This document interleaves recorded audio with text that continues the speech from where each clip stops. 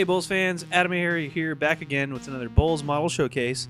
Today in the studio we have Ben, GentleBen Williams, one of the writers here at BoLS, and also a fantabulous painter. He's got a couple models we're showing off today, and we have the Nomad Zonds. So, Ben, these are pretty sweet models. First off, why did you want to paint these particular Zonds? Well, it was only last year that I started painting stuff for Infinity, but I've been looking at the models for a really long time. And while these are some really old ones, I still really love the design. They're newer, kind of fancier looking Zonds now, but these just have this sort of crazy, almost like a retro vibe to them that I think is really fun. I mean, they just look like weird, like space shuttles with legs. So even though they're not as fancy as some of the newer ones, I thought they were pretty cool. Right on, they are totally space shuttles with legs. Can you share any like particular challenges you had building and painting these models? Anything stand out to you?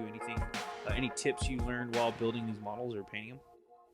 Well, everybody who's had anything to do with Infinity models knows that, especially some of the older ones, can be a real pain in the butt to put together. Those things, if you can see, they each kind of have three weird like antennas / wings that come off, two on each side and one off the back. And then they have the weapons that are just kind of glued to the side. So all of those I went ahead and actually did tiny little pins made with tiny little drill bits that you have to buy at special hobby shops. And that's just because, you know, once you spend this much time painting a model, you don't want it to just fall apart and have little bits fall off every time you want to bring it out to the store. Because I actually do play with these guys. They're not just, you know, for the display case. And that also meant that they had to be painted in a lot of pieces. So the legs, the weapons, and yes, each one of those little antennas were all done separately. I pinned them all to something else and then glued them to the bodies after everything. That sounds like a very time-consuming process. And speaking of time, about how much time did you put into just one of these models? I mean, there's a lot of detail there. Obviously, you did a lot of pinning work. I mean, how much time are you spending painting one of these models? You know, that's the one that everybody always asks me, and it's always really hard to pin down. I almost never just paint a model on its own. When I painted these guys, I mean, not only was it about a year and a half ago, but I was also painting a whole bunch of other Nomads. At the time, this was part of a larger Bakunin force, and I was painting all those models together. And also, you know, it's the sort of thing that'll go on over the course of a few weeks. So I might paint for a couple hours one day and then be like, man, I want to go play some video games for a while, and put them down, go do some of that, then come back the next day, put down a couple more hours. And, you know, over the course of 3 weeks, it's kind of hard to remember exactly how much time you put into all of it. But I would estimate with assembly, it would probably take me about 4 to 5 hours to do this now. That is actually surprisingly quick. 4 hours per model at that kind of quality and scale, man. That's actually impressive counting the building, because I've put together quite a few Nomad models, and the little spindly bits are kind of a pain in the butt. So, moving on though, can you talk a little bit about some of the basing that you did and some of the technique you did to actually do the bases?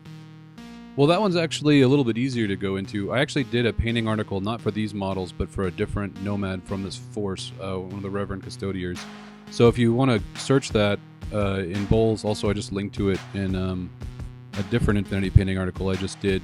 It'll actually show you the technique for painting them there. I think their secret weapon, but it's been so long I can barely remember.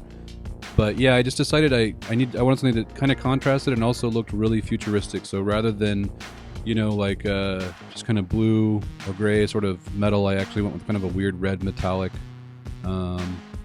And I don't know, it's probably just best to go look at the article where you can see them a little bit better, but it's just sort of the same gradients to get kind of a metallic feel across them as I did on the metallic areas of the model itself.